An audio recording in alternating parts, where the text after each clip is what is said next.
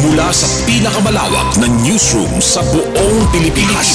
Ito ang Radyo Pilipinas News Update.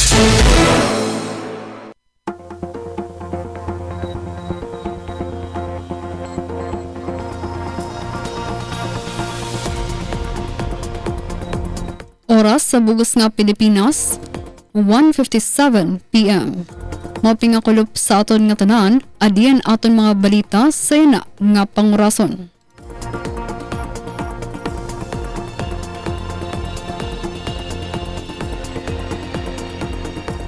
West Samar Doctors Hospital naglansar sa libre nga medical mission sa siyudad sang Calbayog.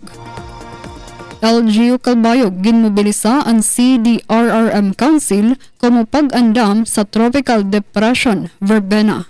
Pamatian tan detalye matikang Kansuzat Pretensyo. Radyo Pilipinas Report. Sa pagpadayon sa niraserbisyo para sa publiko, nagdumara sa libre nga medical mission ang West Samar Doctors Hospital Incorporated kabulig ang opisina ni Vice Mayor Rex Daguman kakulop Nobyembre 24 sa siyudad San Calbayog. Kaparte inisan selebrasyon sa nira ikatulong nga anibersaryo como Level 1 Accredited Hospital na yana ingin papamunuan sa usa nga grupo sa mga doktor. Sa pakigihimang raw sa Radyo Pilipinas Calbayog, ginhatagan doon ni Dr. Maria Elizabeth Uy nga medical mission inirang pamaagi sa pagbalik serbisyo, pagpasalamat sa Ginoo ngan usa nga higayon agud makagserbe sa mga taga Samar. Giving in free consultation to the public, especially during our anniversary, is a way of giving back to the people, thanking God, and an opportunity for us to serve the people here in Samar. Nay Olfi ang West Samar Doctors Hospital Incorporated may ada na san kapasidad nga mag-operate minor surgeries, cesarean procedures, laboratory tests, newborn screening, x-ray dialysis, skin clinic services, ultrasound, pharmacy services ngan regular consultations. Dugang paniuy, mas papahugton panira ang mga serbisyo o programa agud mas damo pa nga mulupyo ang magbenepisyo sa serbisyo medikal.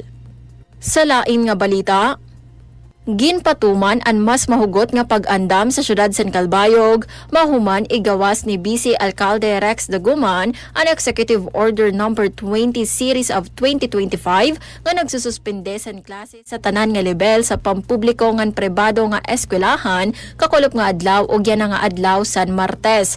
Pag-andam ini sa tarhog sa Tropical Depression Verbena ngan agud masiguro ang katalawasan san mga estudyante o personahe san eskwelahan.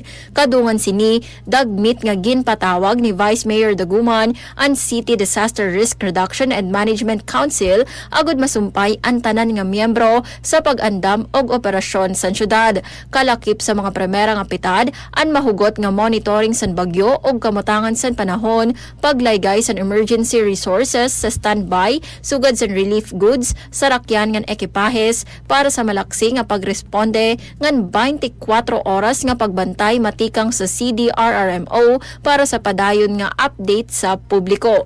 Ginhatagan doon sa Vice Alcalde ang importansya sa madagmit nga aksyon agud maproteheran ang kinabuhi ngan maibanan ang magiging epekto sa bagyo sa komunidad. Para sa Bagong Pilipinas, Suzette Pretensyo, Radyo Pilipinas, Radyo Publiko, Calbayog. 34 anyos nga lalaki dakop sa Calbigas, Samar tungod sa illegal nga pagpangisda. Pamatian tan detalye matikang Kankan Oliva. Radyo Pilipinas Report. Arestado San Calbiga Municipal Police Station kaupod ang Fishery Law Enforcement Team San Calbiga, Samar an usa nga lalaki nga ginkikilala nga alias Nilo, 34 anyos nga para pangisda, residente sa Barangay Pangdan, Calbiga, matapos madakpan nga nagbubuhat sa diri autorisado nga pangisda nga nasupak sa Municipal Fishery Ordinance No. 4 Article 3 Section 30 Series of 2019. Nakumpiskar sa mga autoridad ang iya motorized bangka ngan iba pa nga ikipahe sa pagpangisda nga may kabugusan nga kantidad nga 33,000 pesos. gindara ang sospek nga an ikipahes ngadto sa Calbiga MPS para sa dokumentasyon ngan kaangayan nga legal nga proseso. Katapos ginbuhian ang sospek kahuman nga mabaydan ang multa nga igintalaan sa Municipal Treasurer's Office subay sa nakatala sa ordinansa. Para sa Bagong Pilipinas, Ken Oliva, Work Immersion Student sa CCMSF, Radyo Pilipinas, Radyo Publiko, Calbayog. Implementasyon sa mga development plans sa Santa Margarita Samar, komprehensibo nga ginharampangan. Pamatian tan detalye matikang kan John Alex Makasling. Radyo Pilipinas report. Ginusgutan kakulop sa gobyerno lokal sa Santa Margarita Samar kaupod si Congressman Jimboy Tan ngan Vice Governor Arnold Dan ang padaan niya implementasyon sa mga development plans para sa pag-examine sa hulos nga katumanan sa mga proyekto sa bungto. Ini nga diskusyon aktibo aging partisiparan ni Mayor Felix Roma Panganuron kumusyahan niya nagpapaduso sa mga proyekto nga direkta nga ginbabaton ang mga panginanglanon sa mga magsuhungnon. Kasumpay sini, gilay-giluwat ang mga masunod niya programa sa bungto nang gintukiblat nirang paday niya koordinasyon ngan suporta sa mga magkadurdilaing inisyatibo sa bungto. Para sa Bagong Pilipinas, Lex Makasling, Work Immersion Student sa CCMSF, Radyo Pilipinas, Radyo Publiko Calbayog. 1,210 nga mga pamilya sa San Jose, Northern Samar, benepisyaryo sa 38 kauswagan caravan. Pamatian tan detalye matikang sa akon report. Radyo Pilipinas report. Direkta nga natagamtaman san maabot 1,210 nga mga pamilya sa bungto San Jose, Northern Samar ang magkadurodilain nga mga programa ug serbisyo san gobyerno pinaagi san 38 kauswagan caravan. Unom nga mga barangay, partikular ang barangay Mandugang, San Lorenzo, Tubig Danau, Hingarog, Bunglas ug barangay Bagong Sabang ang nakabenepisyo. Kaupod ang probinsyal nga gobyerno ug partner agencies, sugad man ang pribado nga mga sektor, ginpaabot ang libre nga medical consultation, food packs, civil ug government registrations, veterinary services, legal ug career counseling nga nibapang nga porma san assistance nga nakatutok nga mapauswag ang kinabuhi san mga pamilya nga naukoy sa tay-aw nga mga lugar. Sa ika-38 nga higayon pagpatuman san programa, padayon nga nagseserbe nga tulay ang kauswagan caravan para maadras ang basic needs san underserved nga mga lugar san probinsya. Para sa Bagong Pilipinas, Charmaine Perito Balvas, Radyo Pilipinas, Radyo Publiko, Calbayog. In para sa aton katapusan nga balita, tulo nga pamilya sa Kapuokan apektado sa sunog. Pamatian tan detalye sa akon report. Radyo Pilipinas report.